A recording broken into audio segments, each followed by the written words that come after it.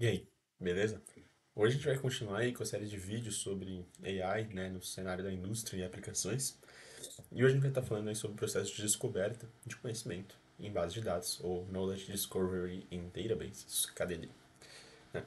Então, inicialmente aqui a gente vai olhar o seguinte, né? Vamos olhar assim essa imagem aqui, que é basicamente um setup de um experimento para você fazer a solda baseada em laser no contato de baterias, né? Então, a gente tem aqui vários equipamentos, né? Tem um microfone, tem a própria máquina de solda, tem a máquina de focos, o clamping, né? Então a gente tem aí diversos dados sendo coletados ao mesmo tempo, né? Em arquivos CSV, dados, né, estruturados que a gente precisa de alguma forma trabalhar. Então é uma quantidade de dados muito grande e a gente tem que entender o que, que de fato é importante para a gente ou o que não é importante, né? Porque nem tudo aí vai ser importante, né? Ou nem tudo está da forma que a gente precisa que esteja para que a gente consiga fazer um processamento, de fato adquirir aí algum conhecimento sobre o processo. E basicamente, né, o que a gente vai ver hoje, né, nessa etapa do KDD, é esse processo de pegar os dados brutos, trabalhar eles e jogar numa data warehouse, num galpão de dados, né? Que seria a tradução direta. Então, vamos lá, né? A gente tem, né, o que, que seria o processo aí de limpar os dados, né? Seria entender a qualidade dos dados que a gente tem no nosso banco de dados, criar um workflow para isso, entender como que a gente pode ter tido aí problemas de qualidade, né? E justamente entender o processo como um todo. Então vamos lá. Inicialmente, um banco de dados ele é uma forma que a gente tem de gerenciar e ter acesso a dados de uma forma eficiente, né? O que, que tem que ter, né, um banco de dados? Ele tem que manter dados de uma forma persistente, né? Ele tem que ser desenhado, né? Seu design tem que ser feito para que diversos usuários consigam fazer operações ao mesmo tempo, né, dentro desse armazém de dados. É, redundância de dados, duplicadas mesmo, assim, às vezes, elas têm que ser evitadas ao máximo possível, né? E o dado, né, o banco de dados ele tem que, né, permitir busca, né? A gente tem que conseguir fazer buscas dentro desse banco de dados, né? Então, basicamente, ele é o quê? Ele é basicamente uma coleção de dados armazenados. E dentro de todo o banco de dados, a gente tem um sistema de management, né, um Database Management System, que permite a gente aí definir, criar, fazer manutenção e controlar o acesso ao banco de dados. Dentre os bancos de dados mais populares, aí a gente tem o Oracle, o MySQL e o SQL Server da Microsoft, né? São os mais famosos. Eu pessoalmente uso bastante até o MongoDB, mais do que os outros quatro que lideram, né? E aí a gente tem aqui mais ou menos, né, uma arquitetura de um banco de dados, né? O Database Management System ele basicamente engloba aí, né, a interface entre o usuário e o banco de dados a nível físico, né? Então a gente tem uma representação física aí do digital, física do banco de dados, um esquema lógico de como funcionam as coisas, né? E a visualização do usuário, né, quando ele requisita um dado, né? E aí, né, quando a gente fala em banco de dados, a gente tem aí dois principais tipos de banco de dados, né? Acho, na verdade, eles expandem um pouco mais para outros tipos, a gente vai ver aqui embaixo, mas basicamente são aqueles que são SQL, banco de dados SQL, e os bancos não SQLs. Falando um pouco sobre os bancos SQLs, né, eles são bancos de dados relacionais, que são apenas baseados em tabelas, né? Então, eles seguem basicamente o princípio do ACID, que é basicamente serem atômicos consistentes, isolados e duráveis, né? Para você escalar isso, basicamente você consegue fazer isso de uma forma vertical, né? Então você sempre consegue inserir dados nas mesmas colunas, né? Inserir dados na horizontal, né, criar novas colunas, às vezes pode ser um pouco mais complexo. E aí, né, justamente como a gente está falando de dados, um banco de dados relacional, a gente tem aí basicamente o SQL como a principal linguagem de programação. E aí, né, que é os bancos de dados exemplares, né, que seguem esse padrão são o Oracle, o MySQL, o MySQL Server da Microsoft, que são quem domina, né? A galera que domina. E quem usa isso, basicamente, seria o Gauss, o CircleCI e o Hootsuite. Quando a gente migra agora para os bancos de dados não relacionais, né? Que são os NoSQL, né? Not Only SQL, eles abrangem, né, uma quantidade de dados muito maior. Então agora a gente consegue armazenar dados estruturados, não estruturados, semi-estruturados, metadados, né, como documentos, colunas largas, né, valores-chaves, grafos. E aí, basicamente, eles seguem o princípio do Bayes. Basically available, soft state, eventually consistent, né? E o lance disso é que ele consegue armazenar uma grande quantidade de dados e ele tem escalabilidade horizontal e vertical. Então a gente consegue aumentar não só as linhas, mas como as colunas também no nosso banco de dados. Não existe uma linguagem clara, né, para quando a gente está falando de um banco de dados não estruturado, não relacional, desculpa. Mas, né, ele está crescendo muito esse tipo de banco de dados. E aí a gente tem aí alguns exemplos aí como o MongoDB, o Azure Cosmos, a AWS do Redis, né? E aí quem usa isso, basicamente, como é algo que está crescendo muito, né? Quem usa isso são justamente as startups. Então, o Airbnb e o Uber são empresas que utilizam dessas tecnologias de banco de dados não relacionais. Falando um pouco sobre os bancos de dados relacionais, a gente tem aqui alguns tipos, né? Tem o clássico, tem um esquema de relação, né? São os Relational Database Management Systems. Tem, né, aqueles que são dedutíveis, que são baseados em lógica, né? Então a gente consegue fazer deduções a partir disso, como o Datalog.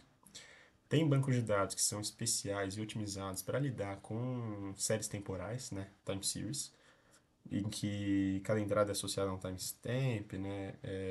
E aí existe todo um algoritmo de compressão para a gente conseguir lidar melhor com isso, né? Então, principalmente para armazenar estoques, né? Ações. Tem bancos de dados que são criados principalmente para lidar com orientação a objeto. Tem bancos de dados, né, navegacionais que são basicamente bancos de dados que os records e objetos podem ser encontrados primariamente seguindo referências de outros objetos, como IMS e DMS. Então a gente tem aí, por exemplo, um network model, né, em que existem meio que hierarquias entre os dados, não uma hierarquia, mas umas relações entre os dados, né, e aí esse esquema não está restrito a essa hierarquia. E existem modelos hierárquicos, né, em cada estrutura, meio como se fosse uma árvore de records, né, de registros. E aí cada registro tem um parente, ou pode ter várias crianças, né? Então, basicamente, né, esse é o cenário dos bancos de dados relacionais. E, né, o que mais está expandindo aí é justamente os bancos de dados que são orientados a objetos, porque eles ajudam muito na hora que você está fazendo aí todo o planejamento do seu sistema como um todo. Quando a gente vai para os bancos de dados NoSQL, a gente tem aí outra gama de dados que a gente pode explorar. Então, tem o Key Value Store, em que cada valor ele basicamente tem um valor-chave que torna ele único, né? E aí a gente tem o Amazon Dynamo, Azure, né? São basicamente baseados em chaves. Tem os bancos de dados baseados em grafos, né? Em que os dados são representados em estruturas de grafos com nodes e edges. Existe o Wide Column Store, né? Que os dados são gravados para aguentar um grande número de colunas dinâmicas, né? Então, existe uma row key, uma column key, né? E aí ele pertence a uma família, né? Sempre pertence a uma determinada família, mas é como se os dados eles fossem mais flexíveis a um formato de uma tabela. Existem as search engines, né? Justamente para buscar dados, como Elasticsearch. Eu usei isso muito para fazer busca na Wikipedia. Se você quiser um dia simular um, uma search engine, né, uma engine de busca, você pode usar aí justamente o Elasticsearch ou Sphinx para fazer isso, né? Dá para fazer com o Wikipedia, você consegue fazer busca na Wikipedia, é bem curioso o resultado. A gente consegue fazer aqueles que são orientados a documentos mesmo, né? Principalmente para Django e para JSON, né? E aí a gente tem, né, o MongoDB, né, o Amazon Dynamo e o CouchDB. E a gente tem aqueles que são feitos para documentos XML, né? Que já tem ali meio que uma estrutura definida e aí você só consegue acessar isso de uma forma mais fácil. Inclusive, né, tem muita API que na verdade usa isso, né? Que às vezes devolve como resposta a estrutura XML toda pronta. Para aplicações Big Data, né, que envolvem muitos tipos de dados diferentes, né, geralmente não estruturados, esse tipo de banco de dados não relacional acaba sendo uma mão na roda, assim, né, porque você consegue armazenar os mais diversos tipos de dados com muita facilidade. E aí, né, sobre os tipos de banco de dados, a gente ainda vê, né, que os bancos de dados relacionais ainda dominam muito o mercado, né, é, então, assim, ainda dominam talvez por legado, né? Então tem muito sistema que ainda usa isso, né? Mas à medida que novos sistemas vão aparecendo, você vê aqui que novos vão aparecendo na medida que o tempo vai passando. Mas, né, ainda assim, os bancos de dados relacionais são aqueles que dominam. Vamos lá, e já que dados relacionais eles dominam o mercado, vamos entender basicamente aí como que funcionam esses dados, né? Então, basicamente, a gente pode, para um banco de dados relacional, a gente pode armazenar esses dados, alterar eles, inserir ou até mesmo deletar, né? A integridade lógica desse dado, ele é basicamente definido aí pelas seguintes condições, né? Cada dado ele tem que ter uma chave primária única, né? Então, integridade de entidade. Se você tem uma chave estrangeira, né? Ou seja, se você tem uma chave estrangeira numa tabela 1, existe um valor igual na tabela 2 que foi definido quando a tabela 1 foi criada. Então, basicamente, quando você quer fazer a referência de uma tabela para outra, você tem essa tal de chave estrangeira, que basicamente é um valor que representa o real valor da tabela na outra tabela, né? Essa integridade de referência. E aí, né, todas as constraints referentes, né, têm que ser satisfeitas, né, essa integridade de domínio. A chave primária é inicialmente um atributo, né, ela tem que ser um atributo único que vai definir cada registro de uma tabela. E uma chave estrangeira, como eu disse, é um atributo, né, uma combinação de atributos de uma relação que vai se referir à chave primária de uma outra relação. Então, a integridade dos dados, né, ela é um termo que vai assegurar a acurácia e consistência de um banco de dados ao longo de todo aí o seu ciclo, né. Então aqui tem um exemplo, basicamente, de como funciona, né. A estrutura de cada base e tal, né, tá explícito aqui. Então, uma tabela pode se referir a uma coluna ou outro valor usando aí, né, as chaves estrangeiras, que foi algo que eu já falei. E quando a gente está falando de banco de dados relacionais, né, Relational Database Management Systems, a gente tem a linguagem principal, que é o SQL, que é, né, basicamente uma linguagem de consulta, né? Então, é baseado em álgebra relacional, tem uma sintaxe simples, exige uma certa independência das queries que você usa no banco de dados e, né, até mesmo alguns bancos de dados não relacionais têm essa estrutura de SQL, né? É, E aí o que a gente pode fazer com SQL é basicamente criar um banco, né? Remover, alterar, deletar, fazer update, inserir ou selecionar. E também tem essas funções que a gente pode fazer, que é basicamente as funções de join, né? Que é para juntar dois bancos de dados. A função de agregar, né? Que a gente pode contar, fazer a média, somar, calcular o mínimo, o máximo de uma coluna, né? Então, né, a gente pode fazer aqui, tem a estrutura geral, né, se a gente quiser fazer algum filtro ou coisa do tipo. Quais são os desafios, né, quando a gente fala desses bancos de dados para Big Data, né? Os bancos de dados de Big Data, eles são bancos de dados descentralizados, são heterogêneos, ou seja, envolvem os mais diversos tipos, né, de dados, e variam em estrutura e também conceitos.